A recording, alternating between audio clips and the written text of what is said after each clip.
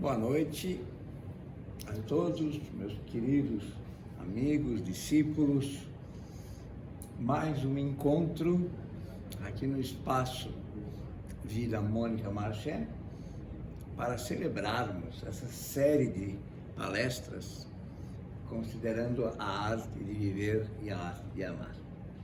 Hoje vamos à quinta palestra já, onde vamos abordar o dionisíaco como celebração da vida, ao prometeico como condenação ao trabalho. E a primeira coisa que se faz necessária é explicar a etimologia. Dionísio é mais conhecido no mundo latino como Baco, o deus do vinho.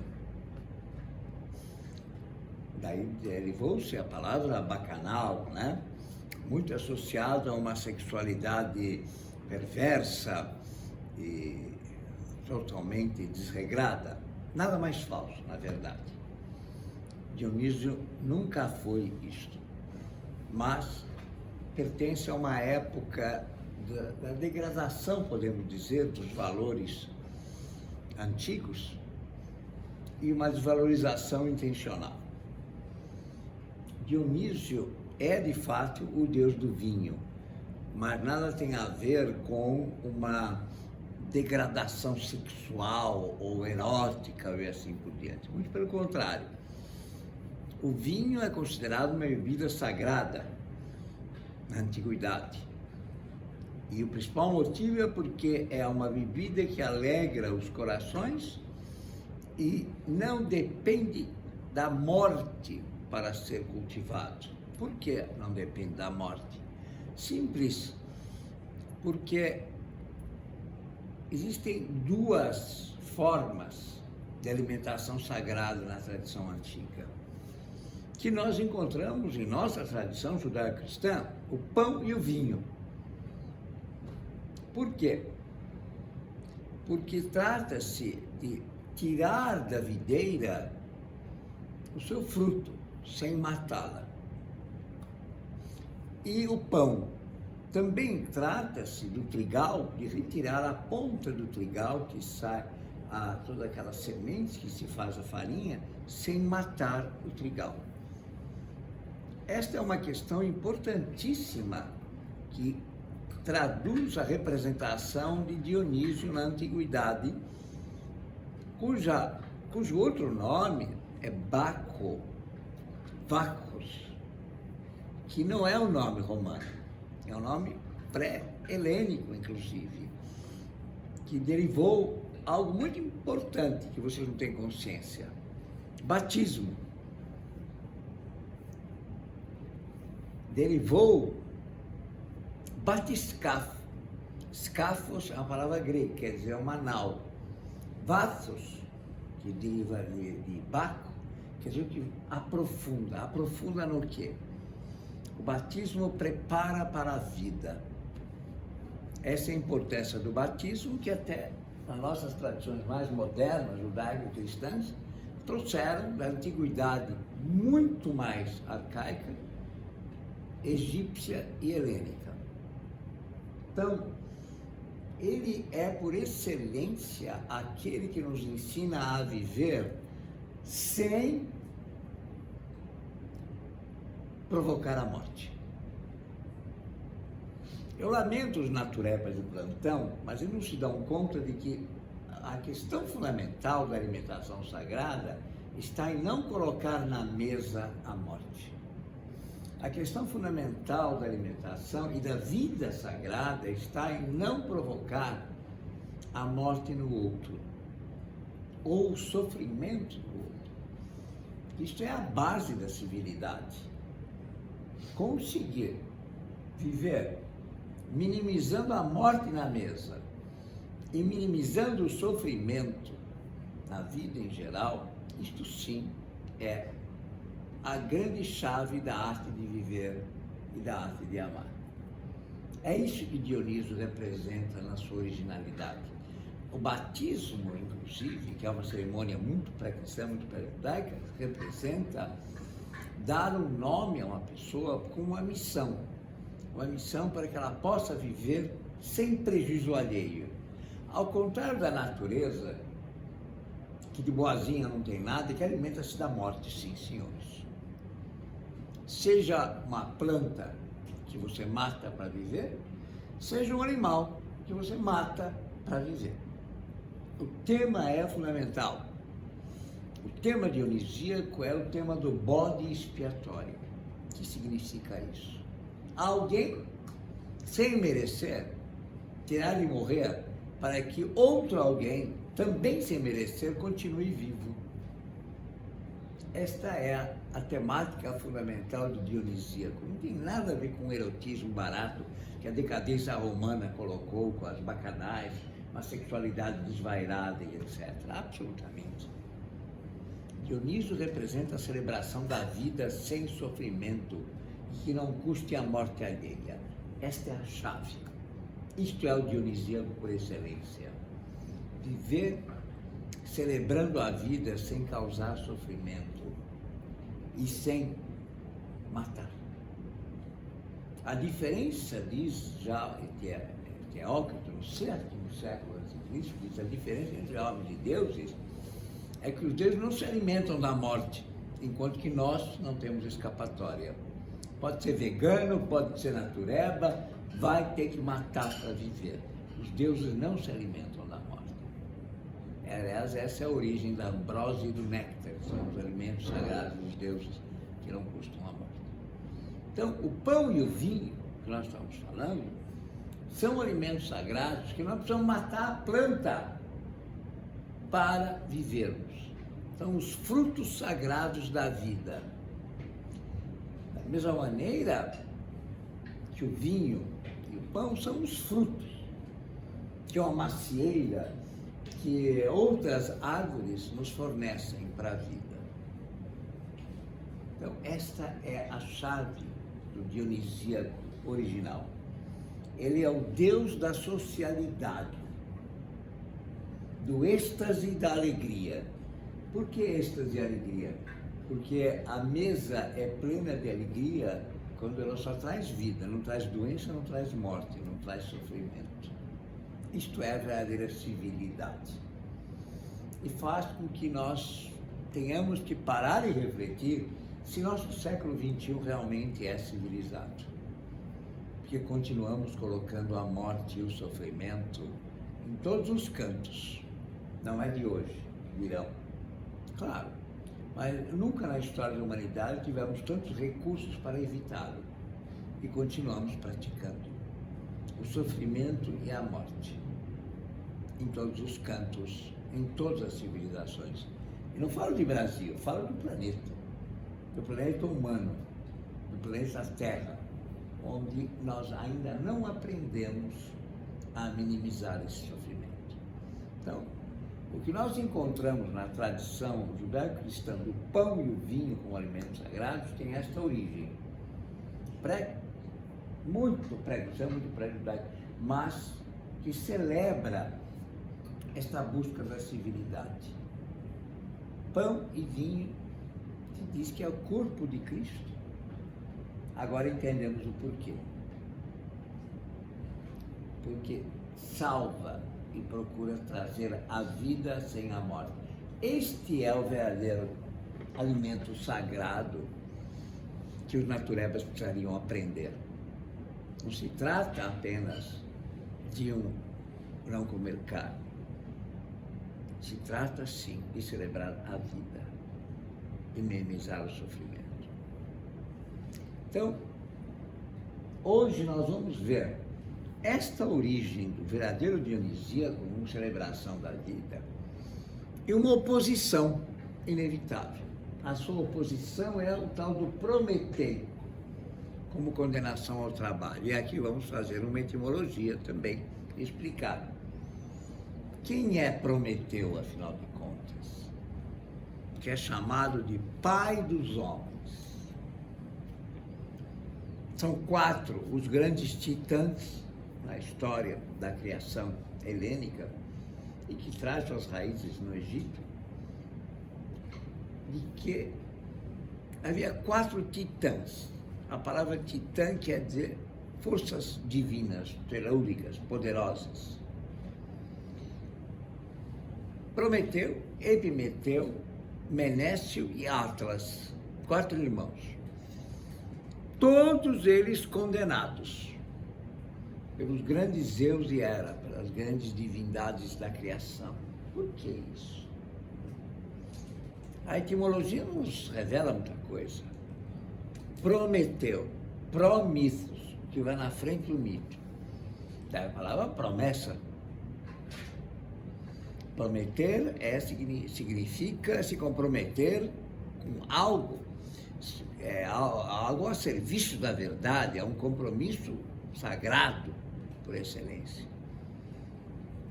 Na tradição antiga dizemos Prometeu é aquele que primeiro pensa e depois age. Promithos, porque mitos na tradição arcaica não significa mentira, como foi propagado pela igreja, infelizmente. Significa linguagem dos deuses, a verdade universal. Trocado em miúdos, é aquele que primeiro pensa e depois age. Esse é o homem prudente. Olha, outra palavra derivada de Prometeu. A prudência é isso. Primeiro você pensa e depois você age. E o contrário dela é seu irmão Epimeteu. Epimito significa o que vai depois do mito, depois da linguagem dos deuses, ou seja, aquele que primeiro age, depois pensa. Traduzido em linguagem do cotidiano, o pai dos tolos, não é? O pai dos tolos não é isso mesmo? Aquele que primeiro age, depois fica, nossa, que burrada que eu fiz. Onde que eu estava com a cabeça quando eu fiz isso? É o irmão dele. Ironicamente dizem que ele casou-se com Pandora. É o primeiro casamento mítico que trará filhos. É uma brincadeira, né? Que a gente diz. Porque se pensasse mesmo não casava nunca, né? A gente fala brincando. Mas não é verdade. Isso é apenas uma tergiversação. Isso. Mas mostra, sim, que o casamento é um ato de prudência. Não é uma questão, um ato de paixão apenas. Tem que ter a prudência de ter o futuro, de projetar algo a construir. Aí sim, estamos falando seriamente do que pode representar um casamento. E que não adianta casar por paixão, que vai ser desastre. Na certa, não tenham dúvidas. Então, aqui nós vemos a origem do Prometeico como pai dos homens, que é aquele que ensina primeiro a pensar e depois agir. E que tem um irmão imprudente, que primeiro pensa, age e depois pensa. E que tem um irmão mais imprudente ainda, todos são castigados, mais imprudente ainda porque ele, Menécio, ele não só não pensa, como ele é impulsivo. Dizem que ele é o pai dos macacos, na tradição antiga. Porque na tradição antiga os macacos eram vistos como homens decadentes. Quem já esteve em contato mais próximo, principalmente chimpanzés e tal, vê como eles são impulsivos, né? Eu, há muitos anos atrás, quando eu dava assistência em escolas, eu gostava de levar os adolescentes para o zoológico, para que eles, os meus jovens adolescentes, de 13 e 14 anos, vissem a jaula dos chimpanzés, para que eles percebessem como os chimpanzés são mais espertos até que dessa turma, né? Vocês já viram um bando de adolescentes juntos? Como é que se comporta? É assustador. Coloque eles na frente dos chimpanzés. Eles identificam-se na hora. Se não fazem amizade na hora. É impressionante como eles são quase que iguais nas macaquices, até a expressão existe, macaquice, né? Nas molecagens, nas safadezas, tudo é engraçado, tudo é ridículo, tudo é motivo de palhaçada, né? Então, aqui está o nosso amigo Antônio. Boa noite, seja bem-vindo, fique à vontade, por favor. Está essa comparação, né? Então, esse foi o terceiro irmão, Menécio, que foi condenado a ser pai dos macacos. O quarto, Atlas, vocês devem ter visto essa representação. É aquele que carrega a esfera terrestre aqui, segura a abóbora celeste, ele segura o globo nas costas. Dizem as más línguas que ele foi condenado a ser o pai dos carregadores. É uma ironia, né? São 4 irmãos, cada um representando algo de nossa personalidade. Nós temos um pouco de todos. Aprende primeiro a pensar e depois refletir. O outro é imprudente, na juventude, quem não é imprudente? Primeiro faz, depois age. Depois o outro faz macaquice, a adolescência, né? Da impulsividade, da bobeira crônica, dizemos. E finalmente, aquele que realmente nasceu para carregar nas costas o mundo, né? Não tem como aprender a ser alguém que tenha uma inteligência maior, né? Ou, como eu já ouvi dizer muitas vezes para o bar que eu frequentava, conhecia em frente de casa, o pai dizia para o filho: filho, estuda para você não acabar atrás do balcão, tá? Lembra bem, você vai carregar a tristeza e carregar tudo nas costas e vai só servir, você nunca vai ter nada para frente. Bem, então aqui nós entendemos o que é Prometeu. É um símbolo máximo da humanidade, pai dos homens, mas só daqueles que são proevidentes, só daqueles que primeiro aprendem a pensar e depois agir. Que desafio nós temos, né, para frente. Como é fácil agir sem pensar, como é fácil cair nas tolices e nas banalidades da vida. Assim, então, nós vemos em Prometeu aquele que nos ensina primeiro a pensar. Mas aqui aparece uma outra frase. Ele é a condenação ao trabalho. Nós ouvimos muito falar de Prometeu como aquele que trouxe a inteligência aos homens. O roubo do fogo, que é a inteligência genial dos deuses, é atribuído a Prometeu.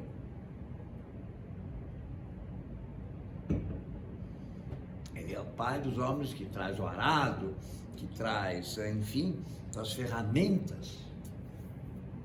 Mas como era antes? Quem já ouviu falar da condenação e da perda do paraíso perdido? É um tema bíblico esse.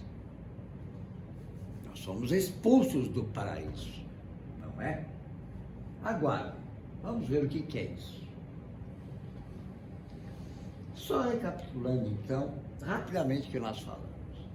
O dionisíaco é a celebração da dinamis, da força, da lógica da vida no pensamento arcaico, egípcio e helênico. Ele nada tem de bacanal, de erótico, nada disso. Ele celebra a vida, o que há de melhor nela. Tirar o sofrimento da vida. Trazer a benesse da vida. Prometeu, erroneamente considerado o benfeitor da humanidade que nos deu tantas ferramentas, na verdade condena os homens ao trabalho, para sobreviverem num mundo onde perderam a imortalidade e as benesses de um paraíso. Isso é bíblico. E muito antes da Bíblia já se falava disso, até porque sabemos que a Bíblia foi escrita baseada nos textos babilônicos, no mito de Gilgamesh, e muito antes. Ora, o que importa é que essa condenação dos homens ao trabalho, essa perda do paraíso, a perda da imortalidade é um tema multimilenar que se encontra em todas as religiões arcaicas, não é só na nossa. Alguma coisa é importante de entendermos, alguma coisa é séria em torno disso. Por que essa perda do paraíso? Por que a tradição nossa, por exemplo, vocês ouviram a missa, vocês tentaram traduzir as missas que nós temos? Miserere nobis, começa por aí a missa. Somos miseráveis. Cui peccatus sum. Ó pecadores são. Por que isso? Eu me lembro quando eu era pequeno, perguntava, que diabos, eu não fiz pecado nenhum, ainda nem tive tempo, acabei de nascer, olha a bola. Que papo é esse de fazer pecado? Até que seria interessante, né? Mas não fiz, nem sei o que é pecado. Por quê? Que é miserável? Eu não me acho miserável, não. Essas reflexões eu tinha 8, 10 anos de idade. Mas é isso. Quer dizer, o que acontece? O que será que representa esta perda da imortalidade das benesses para essa expulsão? Onde, diz a tradição antiga, onde ninguém precisava trabalhar. Os frutos da terra estavam espalhados. O paraíso era aqui na terra, o paraíso não no céu. Todas as tradições antigas, inclusive na nossa, nos textos originais, se diz que o paraíso está aqui. Para que trabalhar se você tem os frutos da terra à sua disposição? E trabalho está longamente associado com o sofrimento. Ele é condenado por ter roubado o fogo dos deuses, que é o poder criador. Mas ele recusa a ética do seu uso. Nunca me esqueço de Paul Carré comentando esse texto, o grande sábio francês, dizendo: muito cuidado com pessoas somente inteligentes. Não há perigo maior do que elas, porque elas não têm ética. E a palavra ética é uma palavra grega que quer dizer o estado de alma que aproxima o homem dos deuses, que aproxima o homem da vida, que celebra a vida, que não celebra o sofrimento. Realmente isso nós não aprendemos. Ele recusa a ética de seu uso. E aí podemos dizer que é responsável da maldição dos deuses aos homens. É aqui nós veremos nesse encontro. A criação é, acima de tudo, ética. Novamente, lamento quem vê, a natureza é linda, maravilhosa. Sim, vai vendo o chacal espreitando o cervo fêmea grávido, assim que der a luz, ele vai lá e come o filhote. Deus é misericordioso, pois é, mas aquele não é nem um pouco. Desculpa, mas ninguém observou direito a natureza. Ninguém observou direito o leão, macho, que assim que a fêmea dá a luz aos filhotes, ele fica espreitando para devorar os próprios filhotes que ele fecundou com a fêmea, se ela bobear, para que ela entre no cio para ele poder copular novamente. Que bondade é essa? Que natureza maravilhosa é esta? Dos animais carnívoros que devoram e detonam. Não precisa ser nem carnívoro. E os bodes que entram numa... Quantas vezes não aconteceu isso de imprudentemente se deixar cabras e bodes numa ilha? Eles devoram tudo que tiver de vegetação e transformam a ilha em deserto. De bondade ela não tem nada, a natureza, ela é implacável. Ela tem momentos lindos, não há dúvida que tem que escutar o pássaro do rouxinol cantando, ou mesmo agora estamos escutando aqui com o meu querido Rodolfo, aqui os passarinhos tem um aqui, coisa mais linda. Que qualquer era o sabiá e qual outro que tem mais um aí, não tem? Cantando aqui, é encantador, claro que é encantador. Ela tem esses momentos fantásticos, né, de beleza, mas tem momentos de uma maldade assustadora. Muito bem escreveu Hesíodo no 8º século de Cristo, antes da primeira vez que a Bíblia foi escrita, que foi lá pelo 6º século. A natureza é tudo possível. Ela traz o que há de melhor ao mais implacável. Dos vermes aos planetas. Ela traz de tudo em nós. A palavra vermes nos assusta, né? Porque nos lembra... Acabamos de sair de uma Covid, por exemplo. Que bondade é essa da natureza? Que misericórdia é essa que nos jogou aqui um Covid? Então, aqui nós temos uma questão a refletir sobre a maldição dos deuses aos homens. Parece que nos jogaram uma maldição. A história nos conta isso. Peste bubônica, peste negra, gripe asiática. Eu sou mais velho aqui que a maioria de vocês. Eu me lembro quando cheguei ao Brasil em 1955, janeiro de 55. A minha mãe, que Deus tenha sempre um lugar, uma pessoa maravilhosa, pegou, éramos dois, meu irmão e eu, pegou e enfiou máscaras na nossa cara. A gente achou o máximo, meu irmão e eu, porque a gente só queria saber de revólver, né, de plástico e tal, porque a gente achou que estava brigando de mocinho e bandido. A máscara era o máximo para nós, só que era a gripe asiática. Ela estava nos protegendo com ela. Acho que ninguém se lembra disso. Ela matou mais de 1 milhão de pessoas naquela época. Em 1955, muito antes da Covid, ela foi mais implacável. E meu irmão, eu não sabia, caía a consciência muito mais tarde. Estava o máximo usar máscara. A gente, o navio que a gente viu aportou no Rio de Janeiro e a gente de máscara. E faz bang, bang, bang, sabe, como aqueles revólveres de plástico e tal, sem ter a consciência de que a questão era muito grave. Rio de Janeiro, 1955. Então, o que está acontecendo? É isso que nós temos que ver a questão ética como uma lembrança de castigo dos deuses e mais do que isso, uma outra questão fundamental. Por que essa condenação ao trabalho? A oposição entre as sociedades dionisíacas, veja do lado de lá, míticas e eróticas no sentido arcaico, vivendo pela paixão da vida, esse é o significado original de Eros. Não tem nada a ver com a deturpação moderna de sacanagem, de safadeza. Mítico, porque é a busca do simbólico, a busca do sentido para a vida. E as prometeicas, que seguem Prometeu, que é o pai dos homens, que são mercantilistas e produtivas. Aí essa palavra é bem moderna. Mercado produtivo, né? Essa palavra mais, tem que ser produtivo, tem que ser proativo, trabalhar que nem um louco, né? Se vai ficar doente não tem importância, mas tem que trabalhar. Então, por que esta oposição que nós vemos aqui? E aqui nós vemos o castigo de Prometeu, vejam só ele, com uma águia comer-lhe o fígado. Essa foi a condenação que ele recebeu do grande Zeus e de sua esposa por ter roubado o fogo dos deuses, a criação, a energia criadora, dada aos homens. Ele é o que criou os homens, na tradição antiga. E ter recusado o uso à medida do seu uso, que é o que nós encontramos hoje. Aliás, está na moda não, aconteceu agora. Acabei de ler a respeito do criador da inteligência artificial, que se diz profundamente arrependido. Você deve estar acompanhando esse noticiário, né, do Google. Ele se demitiu do Google e está profundamente arrependido por ter criado algo que ele considera monstruoso.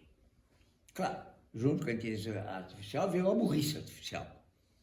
Veio o perigo, que aliás o gênio do Stanley Kubrick, não sei se vocês viram 2001, Odisseia no Espaço, se não viram, é obrigatório assistir essa obra-prima do cinema, onde realmente numa nave espacial viajam e esse El é o nome do computador, ele começa a ganhar vida própria e começa a conspirar contra a própria humanidade.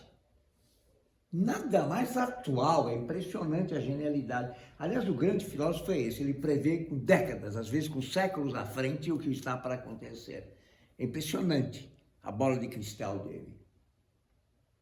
E o desenrolar é realmente como controlar essa monstruosidade descontrolada, que é exatamente isso que esse criador da inteligência artificial fala, e que ele se arrependeu profundamente pelo risco que está criando de saírem monstros fora do controle e ainda por cima criar desemprego em massa.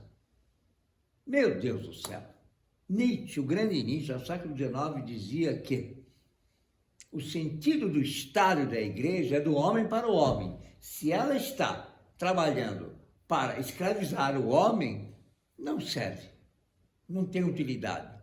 Pior ainda é a economia. A economia foi feita para dar condições à dignidade humana. Se ela faz para escravizar o homem, portanto, ela não serve para nós.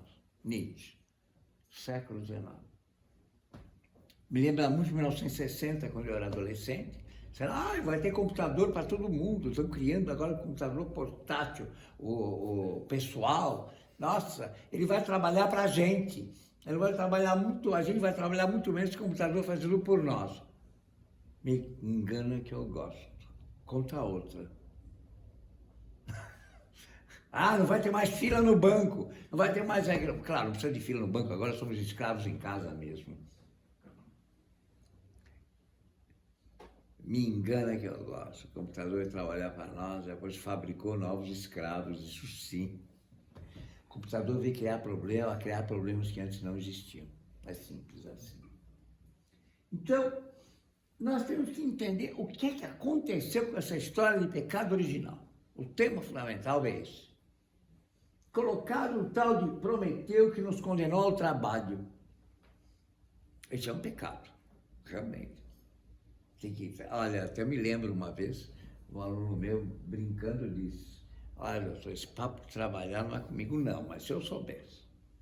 Minha mãe falou, e eu aceitei, é verdade, que eu vim de espermatozoide vitorioso, que conseguiu penetrar lá o óvulo e deu no que deu, né?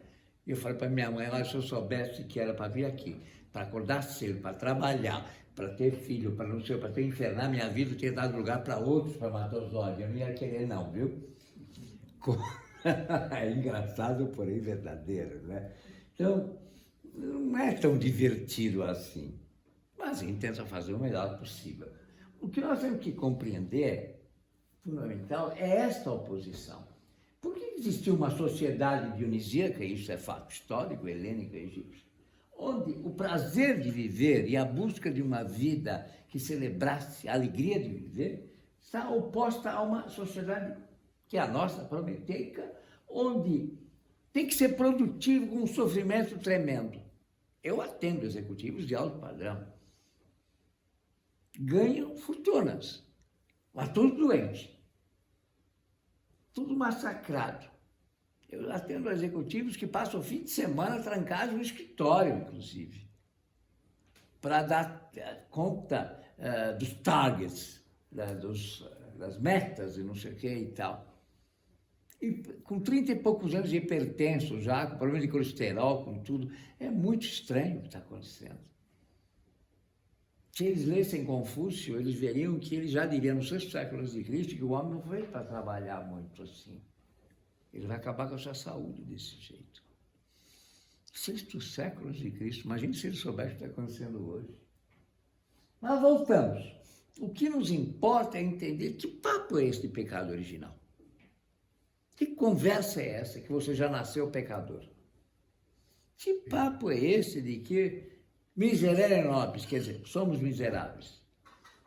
Eu protesto, sinceramente, eu não me acho miserável, eu não fiz nada para ser miserável. A minha vida sempre foi pautada em não causar mal. Tem gente que tem a vida pautada nisso, mas tem gente que nasce miserável, que não tem chance. Eu moro no centro de São Paulo e só olhar lá o que tem, e não precisa ser só no centro, em qualquer lugar, tem gente que dorme na rua, abandonado e perdido sem chance nenhuma, é evidente. Agora, independente disso, que papo é esse de pecado original? Que levou a gente a colocar nos genitais uma parreira, não é isso? Ele põe, é lá que está o pecado, nos genitais? Eu coloco em dúvida. Eu nunca vi genital fazer pecado nenhum.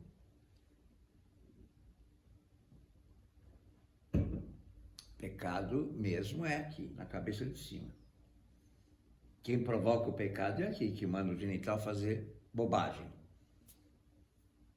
Ele é um inocente útil, eu diria, né? Ou como o professor meu dizia, não é a cabeça de baixo, é a cabeça de cima. Acorda. É a cabeça de cima que causa mal à humanidade. A cabeça de baixo, coitada, ela só obedece. Não faz nada. É simples assim. Entende? Aí me caiu a ficha, é mesmo, né? Não tinha que pôr parreira na cabeça de baixo, tinha que pôr a parreira aqui em cima, criar vergonha na cara. Isso sim. Aí foi que eu pensei. Não, que tinha que pôr aqui, vergonha na cara. E aí eu fui encontrar uma imagem muito arcaica de castigo aos homens, o período helênico mesmo, onde uns homens que fizeram pouca vergonha, coisas terríveis, os deuses condenaram eles a perder o rosto. Daí veio a expressão vergonha na cara, eles ficaram sem rosto. Aí eu entendi. Falei, de fato, A barreira tem que estar aqui em cima, não embaixo. O problema é aqui, a falta de vergonha na cara. Vergonha na cara quer dizer ser mentiroso, ser descarado, causar o mal alheio. Ah, agora sim. Então desculpa a Bíblia, viu? Mas tá errado isso aí. Castigo é aqui em cima, os genitais coitados. Não tem nada a ver. Depois eu fui entender que isso foi uma jogada mercadológica da igreja, né? Tinha que separar essa questão do pensamento arcaico e criar uma nova modalidade de condenação.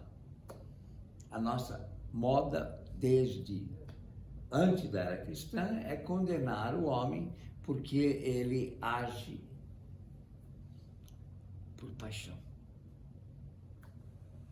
Eu entendi melhor ainda quando eu vi que a palavra paixão derivou da palavra pássio, do grego, pathos. Viver apaixonadamente como eles vivem aqui, que vocês estão vendo. E foi deturpada para patologia, para pathos. Pathos quer dizer patologia, é origem da paixão. Então nós estamos agora vivendo uma sociedade onde é condenado ser apaixonado pela vida. Tem que sofrer. Muito interessante isso, né? Esse é o nosso querido Prometeu, então. O grande trabalhador.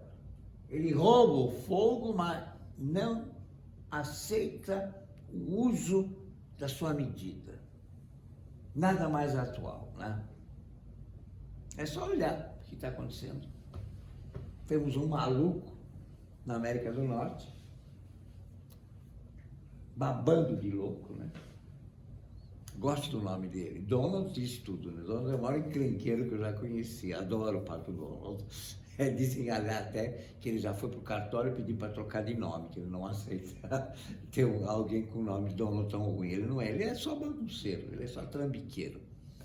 E Trump, se você trocar o U pelo A, você sabe em inglês quer dizer Trump, né? Trapaceiro.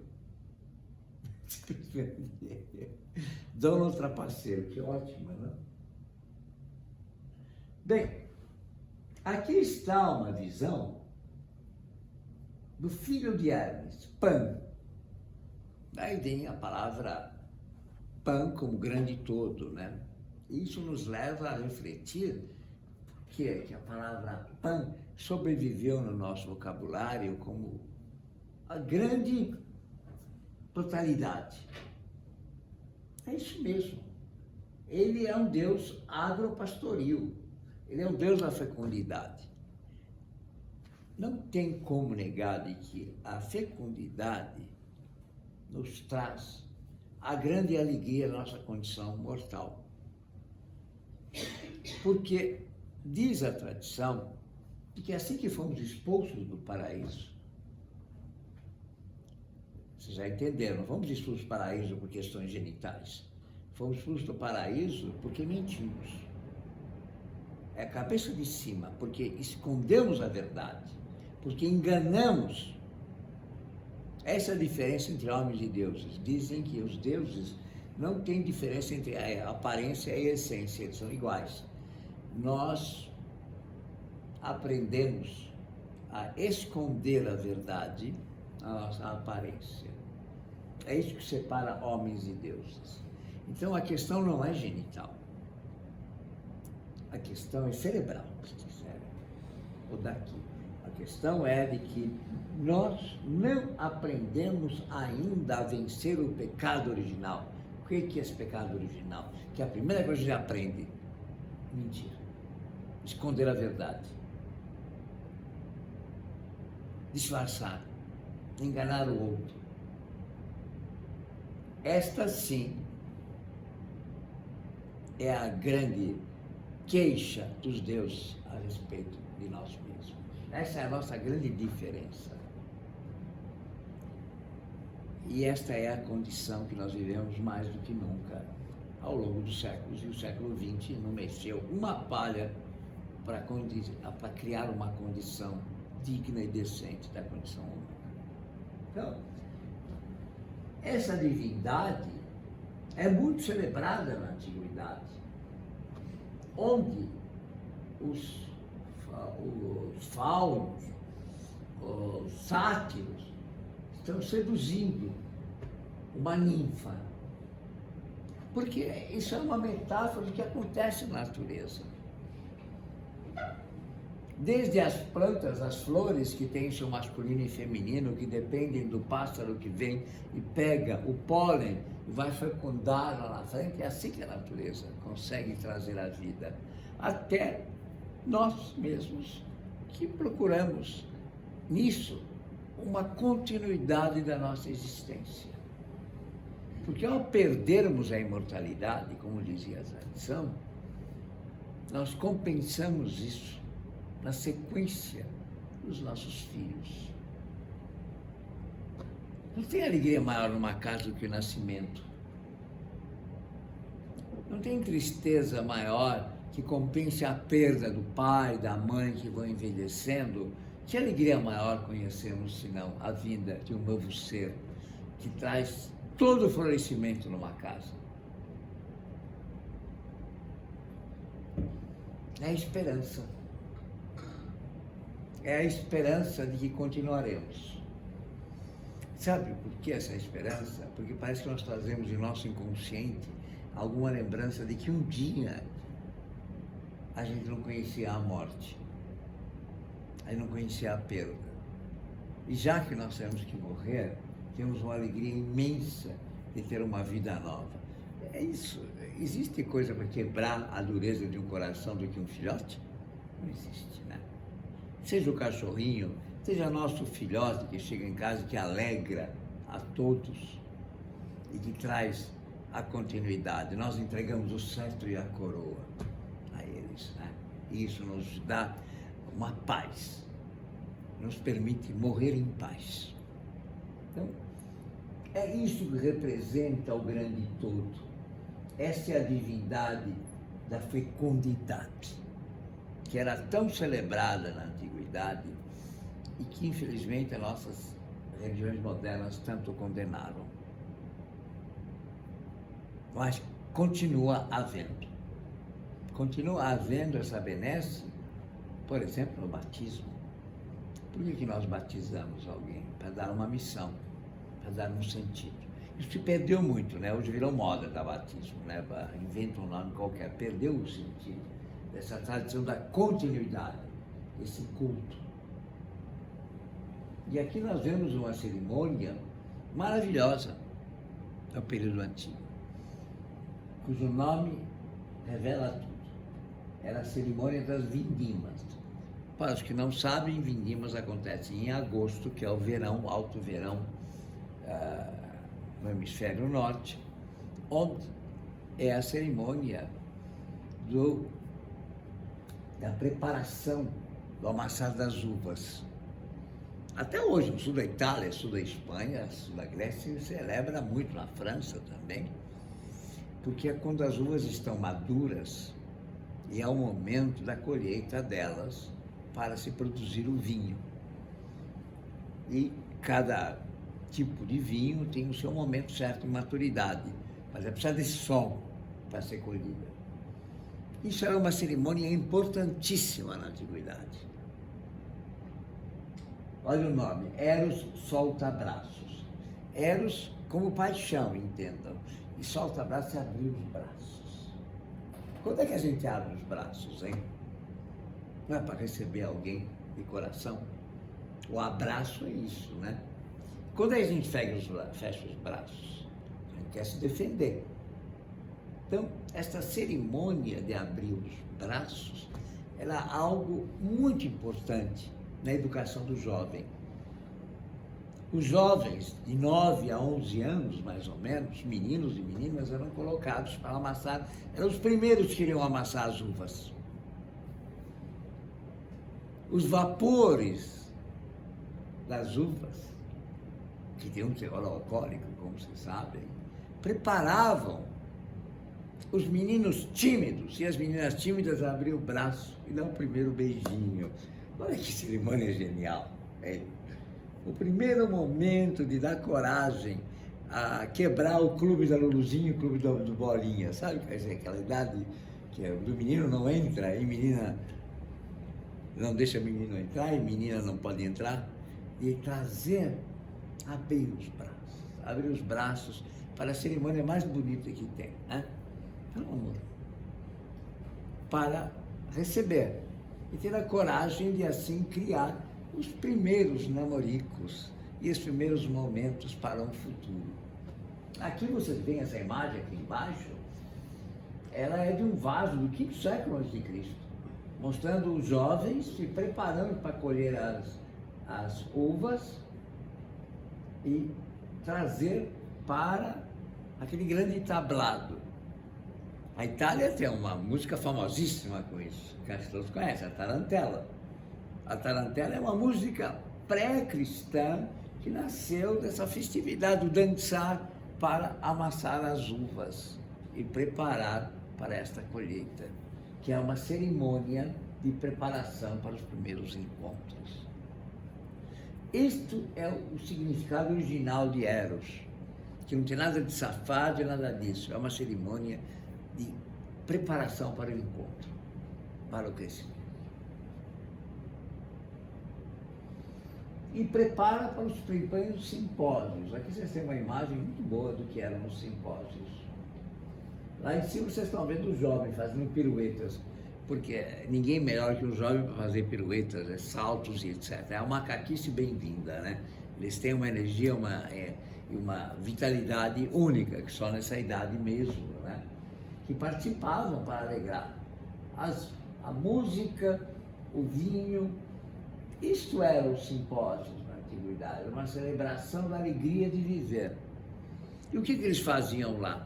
Muito erroneamente, um livro de Platão que sobreviveu, cujo título é o Simpósio, eu vou já te explicar a etimologia, foi traduzido como banquete, que é tudo menos banquete aqui. Vocês não estão vendo comida aqui, vocês estão vendo? Não tem comida aí. No máximo, traziam bolos e frutas. Era a frugalidade por excelência. Não tinha banquete nenhum. Os romanos que fizeram isso virar banquete, até com vomitório. Não sei se você sabe, as casas tinham vomitório. O cara comia tanto que não aguentava, ele ia vomitar para continuar comendo. O Asterix, a famosa Asterix, aquela revista incrível, mostrou isso com toda clareza. Todo romano era um monstro e gordo. E os americanos são perfeitos herdeiros dos romanos, né? Tudo obeso, comendo esses hambúrgueres escrotos horrorosos, McDonald's e tal, tudo gordão e com problemas de saúde. Não, ninguém é gordo aqui, já repararam? Era isso que traziam, frutas e no máximo um bolo de cevada ou um bolo da época, um bolo de cenoura, coisa assim. O objetivo era a alegria do encontro, da música e falar sobre a vida. A palavra simpósio vem da etimologia helênica, sim, está no nosso vernáculo, sobreviveu, positividade, posses é impressões. Impressões pessoais. Não é opinião, como muita gente definiu erroneamente. Não é uma opinião. É revelar aquilo que você tem como visão de mundo. Isso não é uma opinião. Isso é teu jeito de ser. Porque os simpósios são locais para discutirmos como eu vejo o mundo. Ela falaria, ele falaria, isso ajudaria cada um a enriquecer a sua compreensão pelo sentido da vida. Era este o objetivo. Refletir sobre a maneira de viver. Não quer dizer que a dela era mais certa, a minha era mais errada, ou a minha era mais certa, a dele era mais errada. Nada disso. Era as múltiplas facetas de Eros. As múltiplas maneiras de encarar a vida e ver a riqueza que é o jeito de cada um de ser. São visões de mundo. Nada a ver com opinião. E esse modo de ser, ao conhecer o dela, o dele e vice-versa, enriqueceria. Nossa, nunca pensei nisso. Pode ser que assim seja interessante. Enfim, enriquecer. Isto era, vocês estão vendo, 3 vezes por semana. Melhor que novela das 8, francamente, né? 3 vezes por semana, no mínimo, se reuniam nas casas de um mestre, que abria suas portas para recebê-los e refletir sobre isso. E é muito interessante que aos 13, 14 anos o jovem recebia autorização para frequentar. Ele ganhava um título, acusmático, de acústica, porque ele podia muito mais ouvir, podia perguntar e menos falar, porque eram mestres que teriam a dizer. Ele tinha que aprender a ouvir. Eu gostaria de ensinar isso aos jovens de hoje. Já viram o pessoal de hoje, a garotada, não consegue ouvir. Eu tive no meu consultório uma família com um garoto de 13 anos que falava que nem uma matraca. Eu mandei ele calar a boca, chega, você já experimentou escutar? Sabe o que ele falou para mim? Ai, nossa, eu nunca pensei nisso. Ele nunca pensou, moleque de 13, 14 anos na casa, gente de classe média, muito bem de vida, de que ele tinha que escutar. É brincadeira. Isso aconteceu 6 meses atrás. Aqui era a arte de aprender a ouvir e de celebrar esta alegria, conhecer a diversidade. Nada mais rico, né? Quantos e quantos casais eu não recebo no meu consultório que não sequer têm o hábito de dialogar entre si? O que mais vocês querem? Bem, será que isso é ultrapassado? Ou será que nós é que estamos ultrapassados e antiquados, precisamos resgatar essa... Isso, para mim, é a verdadeira arte de viver. Esta é a alegria de viver. Não preciso de celulares para isso, não preciso de nada. Ele está muito bem, ótimo, o celular para eu usar o meu escravo. Mas aqui não é lugar de celular. Aqui é lugar de olhar frente a frente, ao vivo e a cores, e conhecer a diversidade do outro. Isso é o dionisíaco. Por isso que ele é chamado, na antiguidade, como o Deus da socialidade. O Deus que solta os braços, que há para receber o outro. Que tira a gente do nosso isolamento e nos abre a relação verdadeira com o outro. Esse é o significado original de erótico. Não tem nada de sexualidade. Né? Vocês podem ver aí, não tem cenas eróticas de espécie alguma. Não é esse o objetivo. Isso foi, sim, na decadência romana, que se reuniam para aí sim, a bacanal, que era uma cerimônia, isso é uma bacanal, mas no sentido original, de um encontro com a vida, com a diversidade, que decaiu para encontros sexuais de prostituição da período romano. Por isso que dizem que o que a antiga Grécia tinha de sagrado, o romano tinha de utilitário e decadente, infelizmente. Prosseguimos. Agora vamos refletir sobre a origem da palavra ócio, que foi tão deturpada, e de sua negação. Etimologia de ócio. Psicagogia.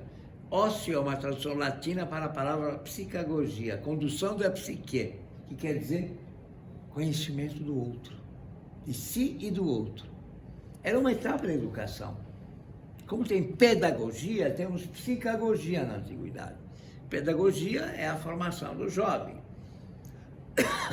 Psicagogia é o conhecimento de si e do outro.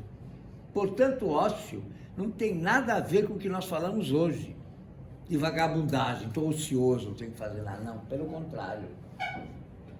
É uma atividade da maior importância na antiguidade. Ócio, na Idade Média, com a queda do Império Romano, originou sua negação. Ou seja, passou a ser uma atividade condenada. Esses encontros que vocês viram na prancha anterior, de buscar e etc., a igreja condenou. A igreja fez uma coisa que devemos muito, infelizmente. Proibiu os banhos. Vocês sabiam disso? Vocês sabiam que houve editos, rapaz, que proibiram tomar banho porque era indecente e vergonhoso? É por isso que as freiras até hoje não tiram a roupa para tomar banho. Vocês sabem disso. Freiras tomam banho de roupa. Acredite se quiser. Com uma camisola. Tiram. Houve a condenação do banho como fonte de sujeira da alma. A nudez foi condenada.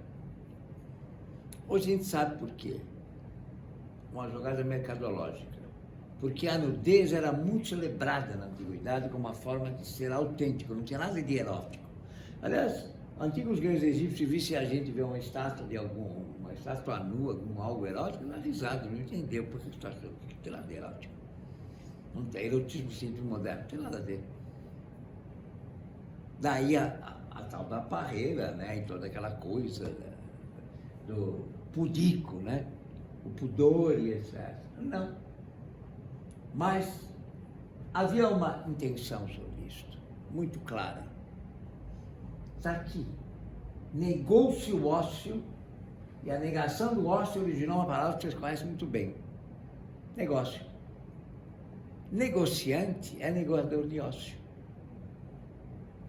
Daí vem, Deus ajuda quem cedo madruga, trabalha. Pois é.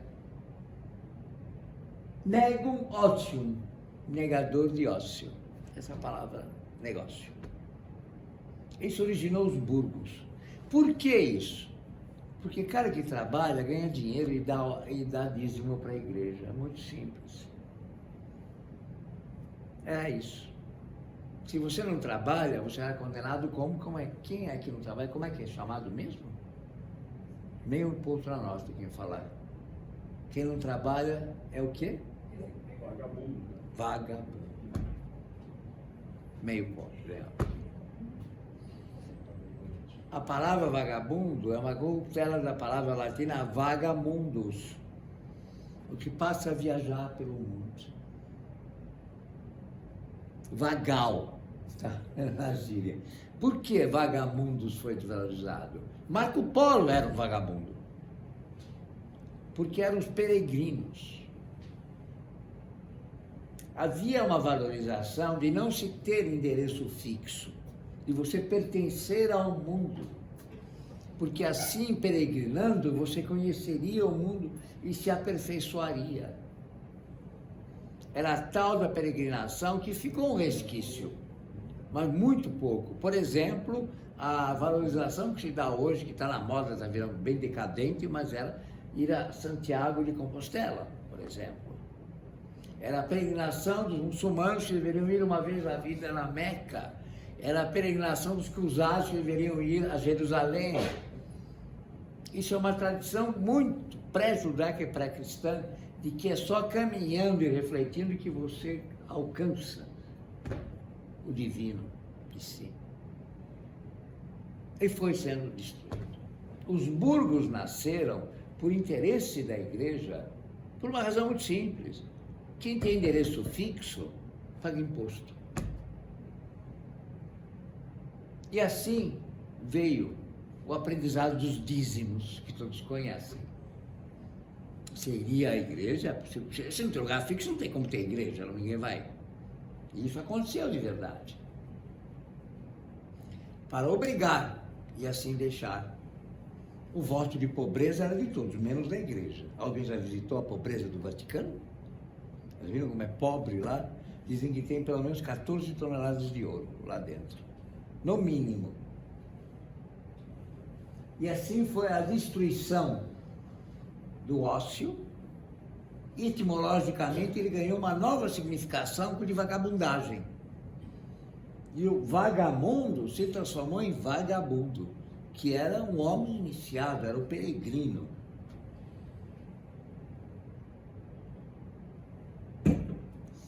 Os 12 apóstolos de Cristo eram grandes peregrinos. Basta você lerem a história deles. Era fundamental para a iniciação. E aqui está o ginásio. A origem da palavra ginásio, que vocês não conheciam. Vem de desnudar a alma em busca da sua verdade. Isso é a origem do ginásio, pasmem vocês. vem do radical grego gymnos, quer dizer ficar nu. Novamente, não tem nada de erótico ficar nu. É aprender a não ter nada a esconder. Essa é a origem da educação. Essa é a origem da pedagogia. Aprender a ser verdadeiro, ter a coragem de ser e assim se expressar. Porque se não é possível uma vida honrada, é melhor a morte. Era isso que a criança aprendia. O que quer dizer vida honrada? Ter a verdade, não ter nada a esconder. Nunca prejudicar o outro para ter vantagem. Essa é a base ética. E dizemos muito claramente, a própria Antígona disse, não precisa de muitos mandamentos, ela nem sabia que existiam 10 por Deus, que nós copiamos na tradição cristã. Basta um. Nascer, viver e morrer com dignidade e honra. O que quer dizer viver com dignidade e honra? Não prejudicar ninguém, em primeiro lugar.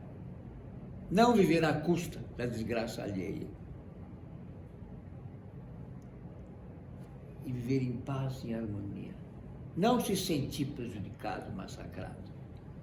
Explica para alguém aí se alguém anda de janela aberta do carro e na rua hoje.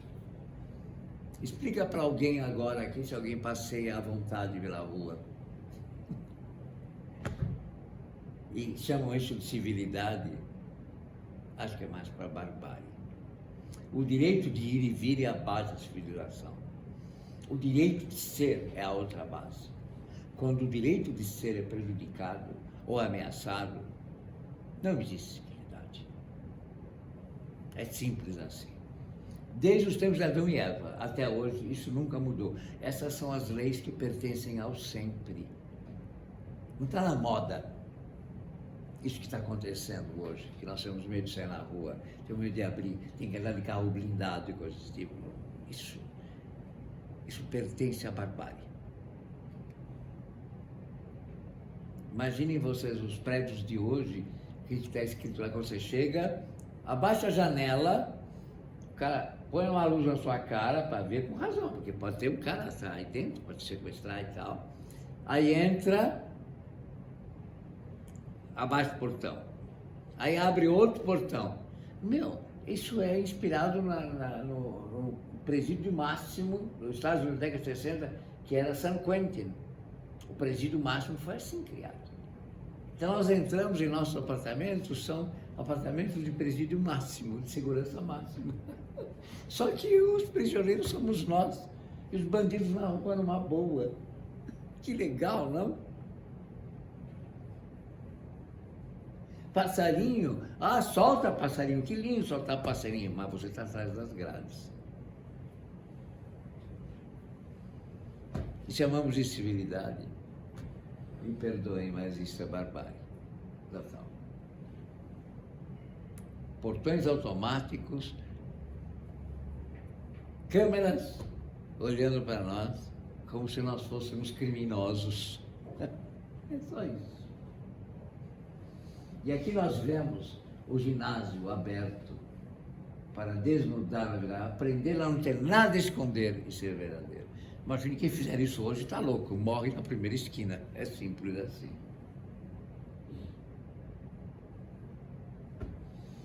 Sêneca, o grande Sêneca romano, que governou Roma no tempo de Nero, e que o próprio Nero matou depois, ele fala sobre o ócio no sentido arcaico e a brevidade da vida, a alegria de viver, e ele que usa essas quatro ameaças. Homens condenados porque atentaram contra a verdade da vida. Aqui nós temos um rodando logo à direita, né? Está virando a roda da vida com gente presa, né? Como se fosse escravo. Acho que o Chico Buarque fez uma peça maravilhosa a respeito disso, né? A roda da vida. O outro é Sísifo, aquele que carrega uma pedra até o topo de uma montanha, quando quase está chegando, cai. e tem que voltar de novo. Lá está Tântalo, esse é Ixion primeiro, Tântalo, que tenta pegar um fruto, e quanto mais ele tenta, mais a árvore o afasta. Esses são símbolos da condenação dos homens que traíram os deuses e a verdade, e que representa a condição humana. A roda da vida, né? O sofrimento constante. Aquele que fica no quase, que busca as coisas maravilhosas, projetos de vida incríveis, projetos faraônicos, consegue. E assim consegue e morre. Ou acaba com a sua vida para conseguir construir um império ou construir essas barbáries imensas, né? Que lhe custam. E o outro, que está sempre buscando aquele que nunca consegue, aquele que não sabe se bastar. São símbolos da cobiça e da ambição humana que não leva a nada. E não entendem, olha o oposto, a simplicidade. O cachorrinho alegre, outro apaixonado pelo piano, isso é do Calvin, não é do Calvin, acho que é. E depois temos a Lucy, que é apaixonada eternamente por ele, mas ele só quer saber do seu piano. Mas é assim a vida, né? São aqueles que, pequenos, buscam a alegria de viver e buscam os seus sonhos. A metáfora é perfeita. Perguntaram a Picasso uma vez, como é que você conseguiu essa genialidade? De onde veio tudo isso? A resposta dele foi seca e simples. Eu não deixei nem a escola nem meus pais estragarem a minha vida. Calou todo mundo. A criança, ele continuou, toda criança nasce mítica e genial. Os pais e a escola acabam com ela. Jogam ela nesse trabalho insano, mais nada. Tiram-lhe os sonhos. E o que é uma vida sem sonhos? Que é sem mitos, né? São os mitos. É isso. Esse garoto está no seu mito, está no seu sonho, é um piano. Aí vem os pais e mas isso não dá dinheiro. Para com isso. Ou como uma paciente que eu tive há muitos anos atrás, com 17 para 18 anos, chegou no consultório chorando, se desfazendo de lágrimas. Por que foi que houve? Eu saí de casa, doutor. Não vou voltar mais para casa. E ela não voltou mesmo. Eu falei para meu pai que eu queria fazer teatro, que eu era apaixonada pela música, pela dança, que fazia teatro. Meu pai disse que eu não queria minha filha para ser puta. Eu falei, então vou embora. Vou embora. E ela teve coragem de ir embora. Hoje ela é uma profissional maravilhosa na área do entertainment e conseguiu fazer o que ela queria. Ele sabe de que eu estou falando.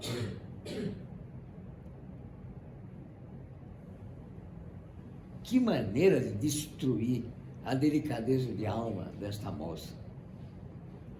Que massacre. Ou outros que já esconderam. Nossa família só tem advogado. Como é que você está querendo agora buscar agora uma profissão que não dá dinheiro? E assim por diante.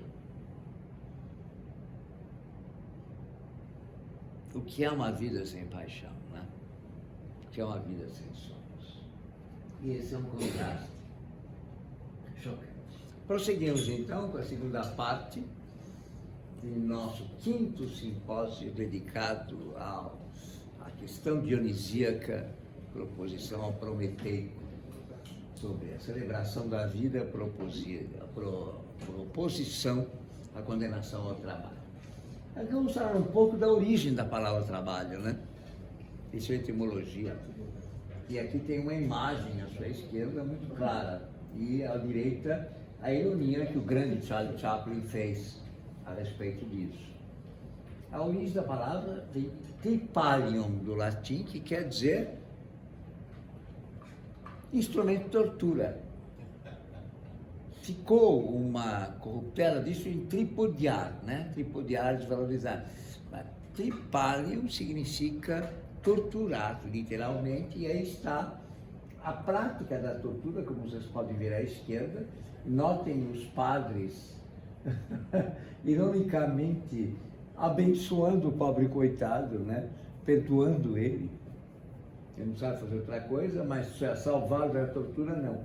Quem é que era submetido a esse tipo de tortura? Os servos. Os servos que não trabalhavam direito, que passavam por preguiçosos, ou porque não renderam o quanto tinham que render, ou porque se negassem alguma coisa, eram submetidos a esse instrumento, vocês podem ver, que não era nada suave e cujo objetivo era esticar o corpo, frequentemente matando a pessoa, né? Era esticá-lo mesmo, né? Esta é uma forma, tem a outra da cama também. Tem aquela cama onde prendia um indivíduo por cima e baixo e ela ia esticando e puxando assim. Isso é o tripalho. Por que isso? Isso é em plena Roma, né? Não é que não trabalhassem. Em grego fica mais claro. Nós temos duas palavras em grego que são muito mais claras para explicar o que é isso. Uma delas permanece em nosso vernáculo, que é erga, demiurgo, ergonomia. Ninguém se atenta à sua etimologia. Demiurgo é um sinônimo de Deus, né? Demos, Deus, urgos, erga, vem da palavra urgos, aquele que faz um trabalho divino, e é trabalho criador. Erga, ergonomia, significa isto. Como é que nós podemos entender esta palavra na modernidade? Acho que Pitágoras disse muito bem. Dedica-te àquilo que te amas e nunca precisarás trabalhar. Só que em português não tem sentido essa frase, a não ser que revela que quem faz as coisas por paixão não sente sacrifício em trabalhar. Vamos traduzir agora corretamente a palavra em grego. Dedica-te à erga para que não precise dedicar a douleia. Douleia, daí vem servo, é servidão em grego. Então temos duas palavras em grego, erga e douleia. Erga é trabalho criador, esse de paixão que nós fazemos. Daí vem demiurgo, que é o criador. Ergonomia, no sentido clássico, é leis do trabalho criador. E depois nós temos doulos, douleia, que é trabalho servil, servo. Em grego, servo, escravo, é doulos. Então, isto que nós estamos vendo aqui, e que Charlie Chaplin, na sua obra genial, que é Tempos Modernos, ironizou, é isso, é trabalho servil, trabalho que te massacra. Ele pira, né? Ele entra nas engrenagens, ele faz uma loucura nessa fábrica, né? Ele fica fazendo, trabalhando que nem um louco alucinado. Isso enlouquece qualquer um. É inacreditável. Esse filme é da década de 30 do século passado, de quase 100 anos. Eles já ironizavam que hoje acontece com a violência brutal, né? Muito pior hoje nós estamos. Então, o que significa isso? Que existem duas formas de trabalhar.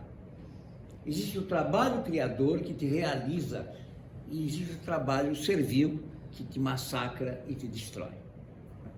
Essa é a questão fundamental. Quer dizer, não é que na antiguidade eles ficassem só nos simpósios, tomando todas e enchendo a cara, que não enxergam, porque o vinho que era servido era vinho aguado em primeiro lugar, nunca era nem vinho puro, para que não embriagasse. Era uma lei de Dionísio, beber vai se inebriagar, porque o inebriar te eleva o espírito, o embriagar te derruba. Dá mais, sempre foi muito mal visto o embebedar-se, o embriagar-se. Ora, o trabalho era visto do mesmo modo. Era muito mal visto o indivíduo que trabalhasse para ter só vantagens pessoais.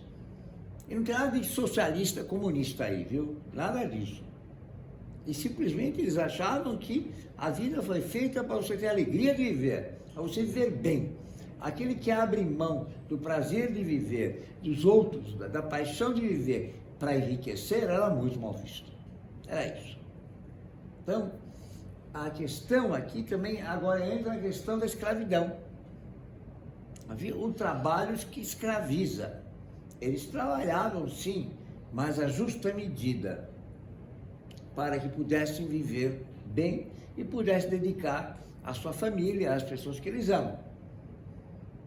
Esse é um problema que hoje nós encaramos de modo muito candente. O que eu atendo de famílias que se queixam do maridão, começa aqui no processo terapêutico, eu trabalho com famílias, a coisa mais difícil é trazer o marido. Não tem como. A mulher, coitada, vem com os filhos, ele está sempre ocupado.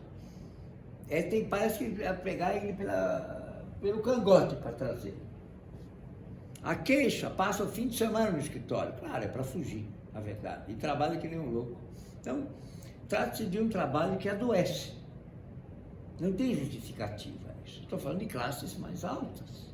Entende? Não estou falando daquele pobre coitado que tem que pegar 2 horas de metrô, que não tem alternativa, senão se não trabalhar hoje não come amanhã. Esse não tem alternativa. Esse realmente é escravo por falta de escolha. É outra conversa muito grave, muito séria, entende? Que é um problema de educação, um problema de exclusão social, que nós temos a obrigação de tentar encontrar alternativas mais decentes para pessoas assim. Estamos falando de pessoas que têm essa alternativa, mas que são movidas à cobiça. E que trabalham como um fim em si mesmo. E que se massacram como tal. Então, existe o trabalho criador. E a grande chave é realmente o indivíduo encontrar algo que o apaixona. Trabalhar através dos seus talentos. Essa foi a tônica da educação arcaica. Educar o indivíduo para que ele realize os seus talentos, não para ele ficar trabalhando para ficar rico. E ninguém está falando de voto de pobreza, pelo amor de Deus, nada disso. Mas Sêneca disse muito bem, nem se afaste demais da pobreza, mas também não se aproxime demais de uma riqueza ensandecida, enlouquecedora. Saiba ter a justa medida. E não é o meio termo, é o teu termo que é o fundamental. Então aqui está a questão fundamental. Porque se há uma coisa que temos que refletir mesmo, é a brevidade da vida.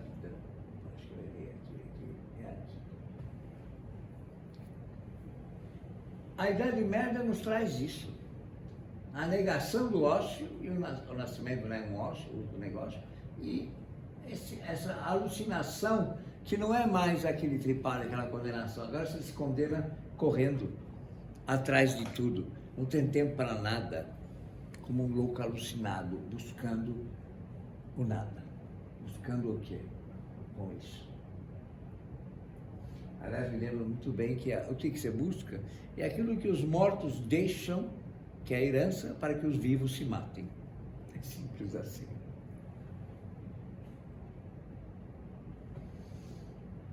Então, aqui está a sua separação. O trabalho se escraviza, como eu falei a vocês, é do Leia, e sua relação com a saúde. Feliz dia do trabalho. Nada mais oportuno que hoje, como o computador, né, hoje, e o dia do trabalho como uma enganação. Essa loucura de fazer, até porque eu me lembro muito bem quando o Domênico De Masi visitou o Brasil, acho que há uns 30 anos atrás, 25 anos, foi na década de 90. E eu fui chamado para acompanhar, que eu tenho um livro publicado nessa área, cujo título justamente é esse, Ócio, Criador do Trabalho e Saúde. E ele foi chamado na GM de São José dos Campos, na época, para fazer uma experiência. Qual era a experiência dele? Que ele foi o primeiro a lançar o livro sobre o ócio, né? A experiência era que eles iam dar aos trabalhadores períodos de ócio. Como assim? O esquema de trabalho, como qualquer empresa, que era a GM, a fábrica de automóveis, em São José dos Campos, era que das 10 às 10h15 havia 15 minutos de intervalo para o lanche, né? Meio-dia, 1 hora do almoço, era o horário clássico. Resolveram, então, que dariam aos trabalhadores das 9h30 até as 10h30, 1 hora, portanto, de horário livre, para que pudessem ociar. Vamos usar esse neologismo. Essa seria a grande novidade.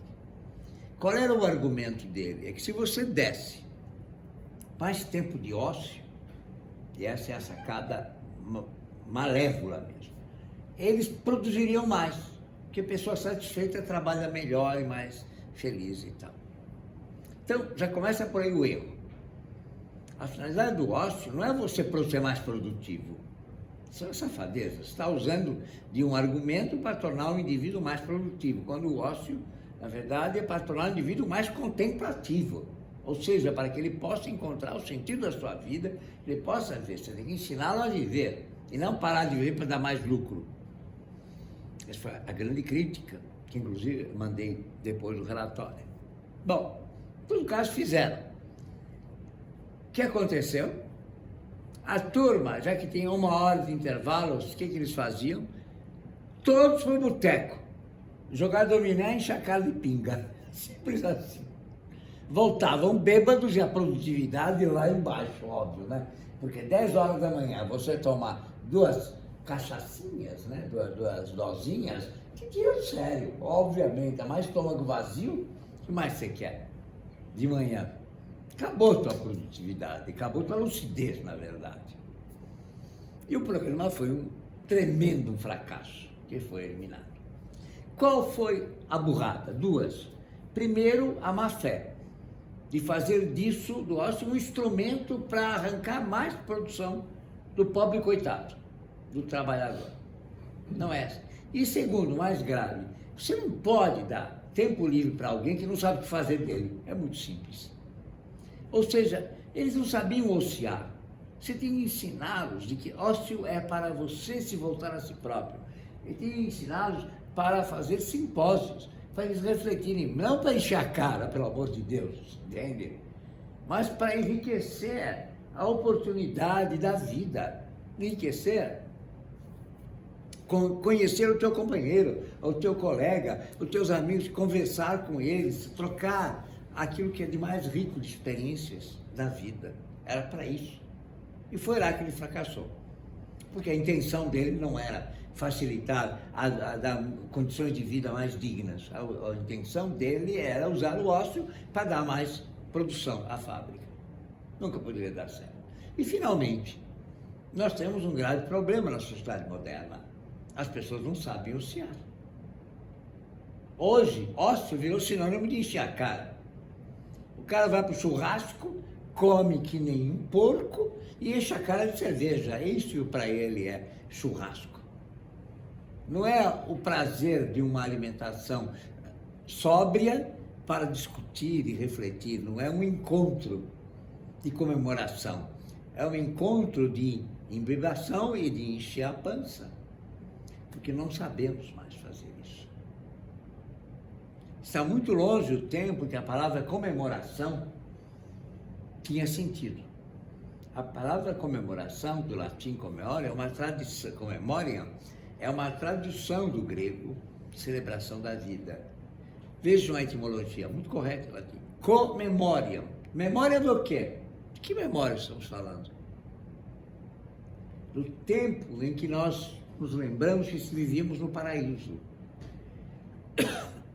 A comemoração é quando sentamos à mesa, fartura, alegria, confiança, amizade. Só tem o verdadeiro eros na mesa. A confiança, o bem-estar, a alegria de viver. Por isso que é comemoriam, onde nada nos falta, onde não falta a boa alimentação, onde não falta a saúde, onde não falta a alegria, não falta a confiança. Essa é a origem da palavra comemoriam. Não é para encher a cara que a gente senta na mesa, e nem para comer que nem um porcão. É para comemorar e celebrar. Por isso que a palavra tem um significado corretíssimo. E notem que na comemoração verdadeira, A alegria é tanto, o bem-estar é tanto que o tempo desaparece. Nossa, já são 4 horas da manhã, nem percebi o tempo passar. Por que o tempo desaparece? Fazemos de conta que estávamos no paraíso, não havia tempo. O espaço também desaparece. Por quê? Eu não quero ir a lugar nenhum. O lugar que eu estou é o lugar mais divino que tem, mais gostoso, mais maravilhoso que tem, que está com todos aqui. Tempo e espaço desaparecem quando nós nos aproximamos do divino. Tão simples. E não quando a gente enche a cara e dorme, vai parar num motel com alguém ou com alguma que você nem sabe quem é, nem pergunta o nome, como acontece tantas vezes. Então aqui está a chave da saúde do homem. Eros, honra, dignidade e verdade. As chaves da saúde no pensamento arcaico aplicadas na modernidade. É isso que nós temos que buscar trazer de volta. É isso que pertence ao sempre, que não tem época antiga, moderna ou do futuro. Honra, dignidade e verdade nunca sairão da moda. Nunca sairão. Essas são as chaves da saúde, que é a saúde ética. Do pensamento arcaico até a modernidade. Para isso, não tem tempo. Eles pertencem ao eterno.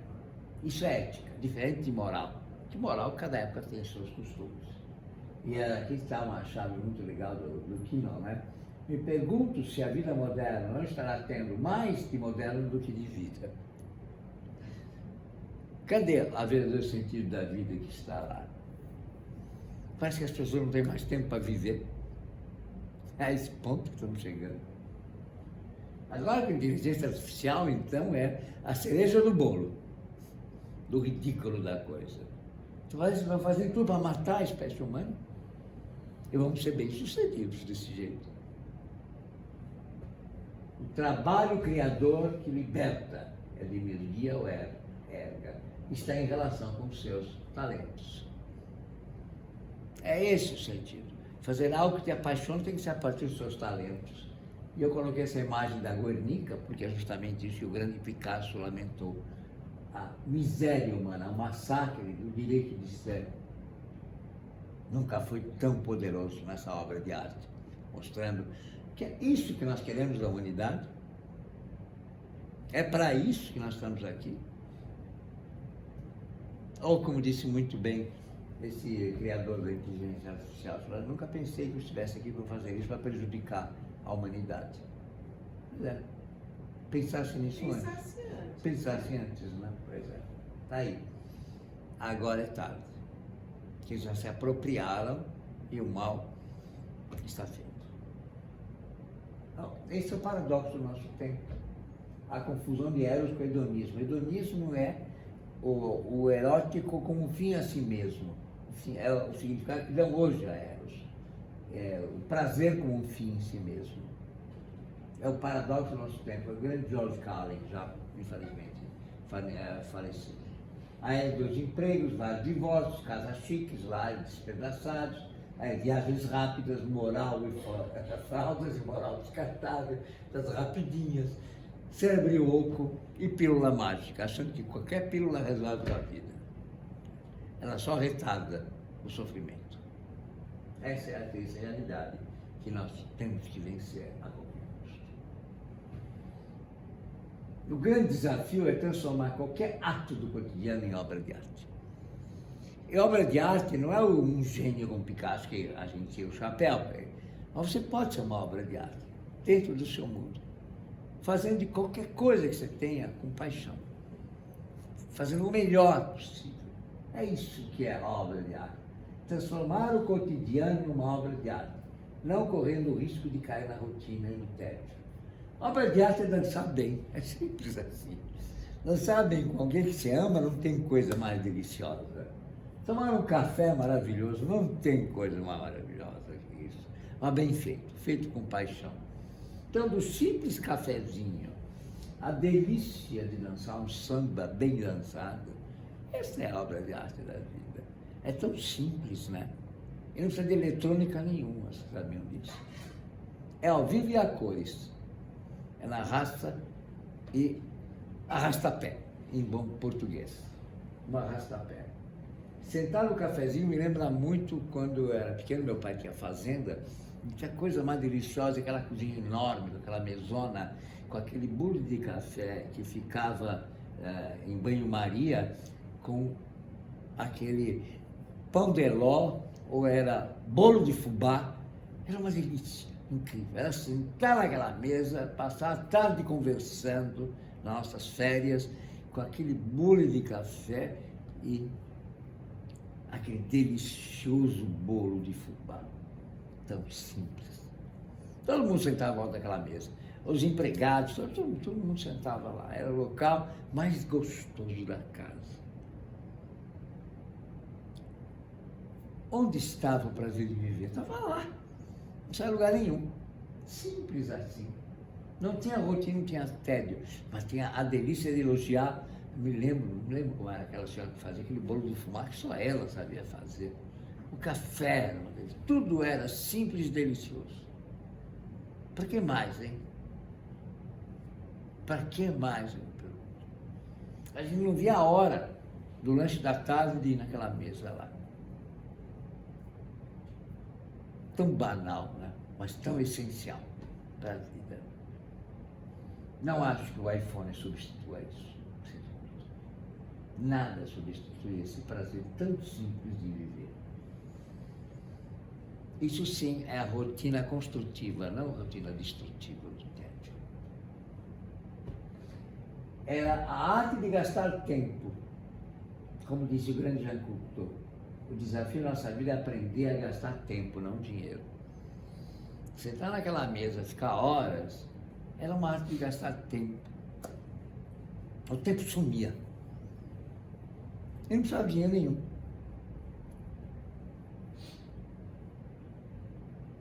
Às vezes a gente que precisa ir no shopping, estourar o cartão, você não se aguenta. Que coisa mais idiota, né? O quadro, antes que eu me esqueça, é do grande Salvador Dalí, mostrando o tempo se derretendo, né? E a gente derretendo no tempo. Tem uma obra-prima do Pink Floyd, chama Time. Escutar essa música, a letra dela, é absolutamente obrigatória. Time. Onde mostra como nós perdemos a moeda mais preciosa da vida, que é tempo. É a única moeda que a gente nasce milionário e morre pobre. É a única que nós temos que aprender a gastar bem. Gaste, mas gaste bem. Mas não de qualquer jeito. Como disse a Tábua de Esmeraldas, tem uma frase fantástica atribuída ao deus Hermes. O sentido da existência é partir daqui mais evoluído que chegou. Para tanto, tome todo o teu corpo, toda a tua matéria e transforme-a em puro espírito, praticando o nobre, o belo e o justo. O corpo deve partir daqui completamente gasto, transformado em nobreza, beleza e justiça. Esse é o sentido da vida. Pois é. Nós estamos aqui preocupados em ganhar mais e mais. Para quê? Mas não ganhar isto. O nobre, o belo e o justo. Gastar tempo, não dinheiro. Esse é um dos males da nossa vida, né? Essa obra-prima aqui, dessa mão puxando ele, baixo do narcisismo.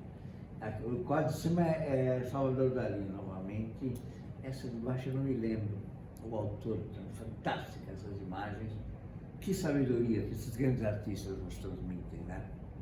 Uma simples imagem, eles põem a faca até o osso da gente, né? É a nossa era. É só procurar algo bem-estar sem saber dividir. Esse é o narcisismo. E a resposta é muito bem dada, né? O belo foi feito para ser entregue ao mundo. Não para ser guardado para si, que é o que estamos fazendo nas academias, né? Quando eu vejo aqueles imbecis na academia se olhando no espelho, eu quero vomitar. Literalmente dá vontade de vomitar. Ou aquelas meninas mostrando, olhando se a bunda está bem grande, como que está. O que é isso? Onde que nós vamos parar? Não foi para isso que nós viemos aqui, eu tenho total certeza. O belo é para celebrar a vida e não para ceifar a vida. Então, os mídias consumistas pretendem prometer felicidade, bem-estar, é um egoísmo totalmente individualista, devorador. Né?